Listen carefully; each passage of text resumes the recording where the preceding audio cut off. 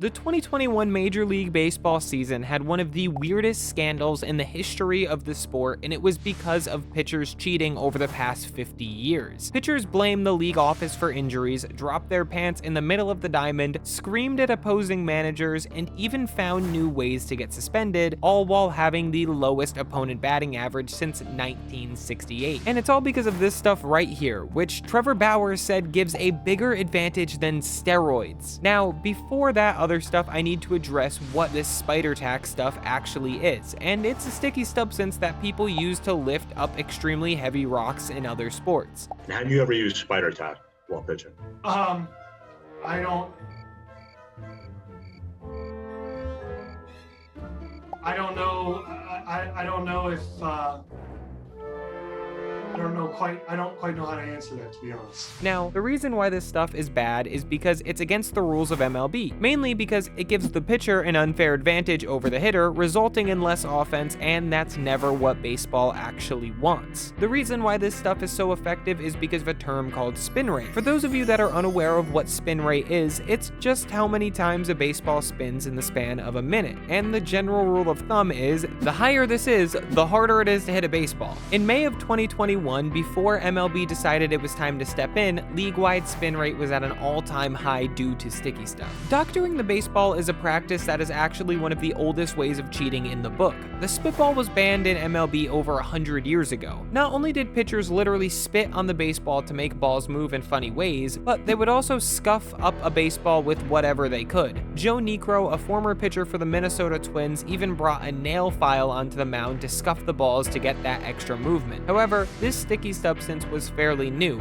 at least popularized within the past 15 years before the crackdown in 2021. One of the biggest players in making sticky stuff mainstream was a former Angels clubhouse manager named Bubba Harkins. Harkins learned about pitcher grip enhancers from legendary closer Troy Percival during his stint with the Angels, and eventually Harkins was being asked from players all over the league to make them a batch of the sticky stuff. In 2019, Garrett Cole wanted some of Harkins' magic, so he texted him a little bit like a middle schooler saying, "Subscribe to Pesky Talk and like the video because this is a great channel." Just kidding, but still do it. He actually said, "Hey Bubba, it's Garrett Cole. I was wondering if you could help me out with this sticky situation. The stuff I had last year seizes up when it gets cold. Can you come up with, or do you have a mix that will play better in cold weather?" This one text alone gives us two incredible pieces of information about the scandal. The first being Cole was at least using sticky stuff since 2018, and second, it was known that Bubba Harkins was the Major League Baseball foreign substance expert. However, after 31 seasons as Angels clubhouse manager, he was fired in March of 2020 for his involvement in sticky stuff. Before the change came about, however, one of the most controversial figures in the sport made his stance well known about the subject. Trevor Bauer hated sticky stuff, and in 2019 he tweeted, "In 6 years of testing, I haven't found anything that increases spin naturally besides throwing harder. If you want to cheat, then get Pelican bat wax. It's been shown to increase spin 300 RPM in a game even with decreased velocity." Bauer also said in an interview that he suspects over 70% of pitchers are using some form of sticky stuff at the MLB level. This was alarming because if Bauer was right, it would mean that hundreds of pitchers across Major League Baseball were all cheating every time they stepped on the mound. In 2019, Bauer claimed that if he were to use sticky stuff, he'd win a Cy Young Award, but refused because of his morals. However, his morals must have caved later that offseason because by 2020, his spin rate had increased by almost 250 rotations per minute, and if you take the information that he tweeted just a few months prior, you'd know that this increase in spin rate was due to foreign substances. Okay, so the spin rate increased, but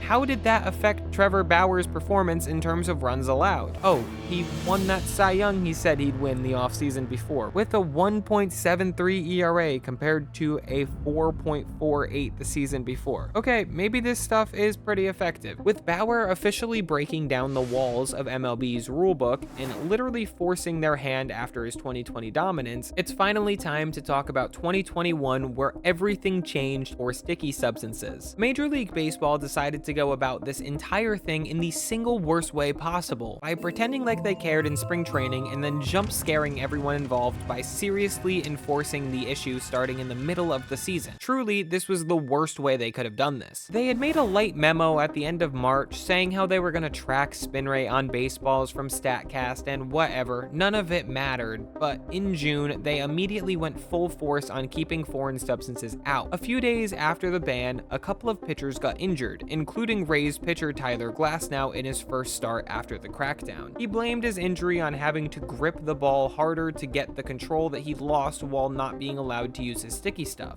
100% believe that contributed to me getting hurt.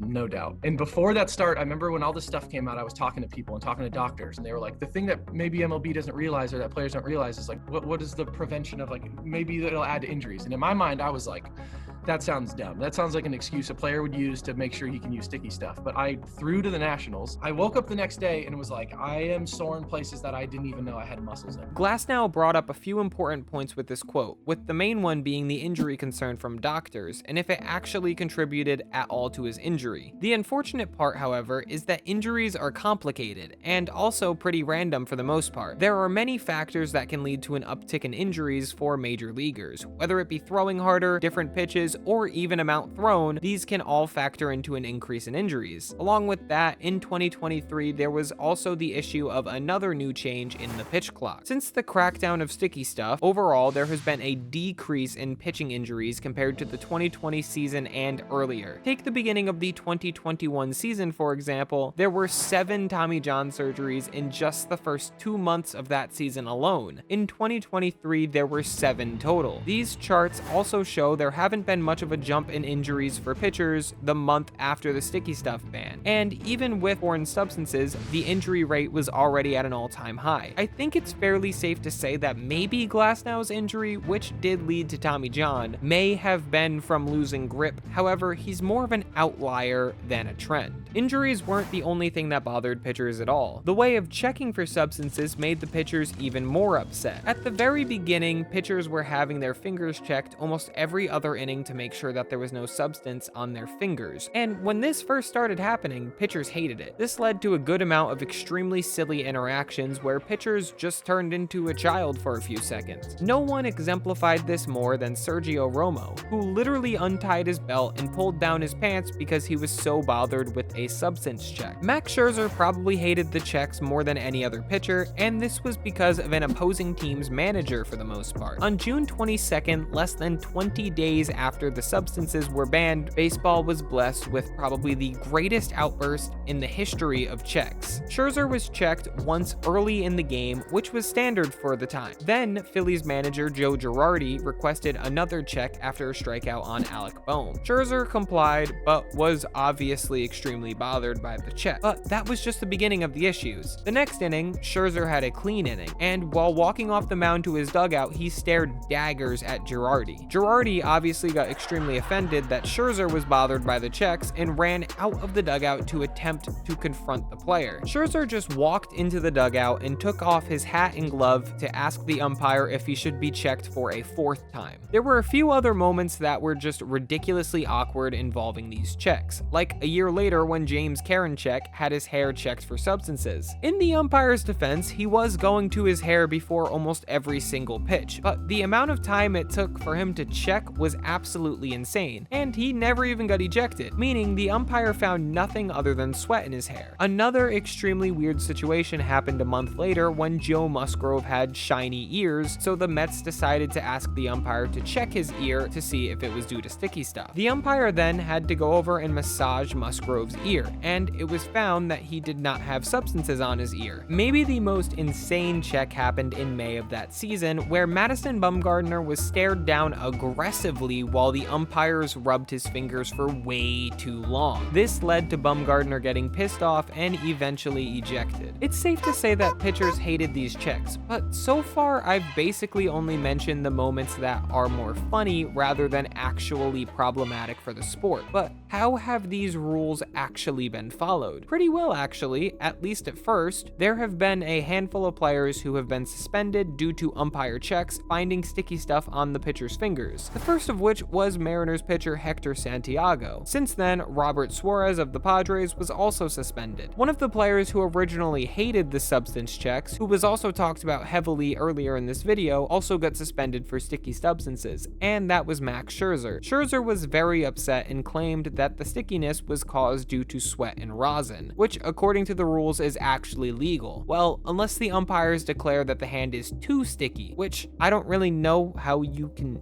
justify too sticky or not too sticky, but they try anyway. Yankees pitcher Domingo Germán has also had 2 different encounters with sticky stuff. The first being in April of 2023, where the umpires allowed him to go and wash his hands before coming back out to pitch. And then the second, just 1 month later, where he was ejected and suspended as the umpire called his hands the stickiest he had ever felt. Manager Aaron Boone mentioned how difficult it is to draw the line in what is too sticky and what isn't in his post-game comments. Apart from the logistics not really working out in terms of rosin and sweat getting too sticky, I think that the foreign substance crackdown was overall a great thing for the sport. Offense is doing better, hit by pitch rate isn't too much higher, there have been very few suspensions, and even though spin rate is slowly climbing back up, I think the results have been a success.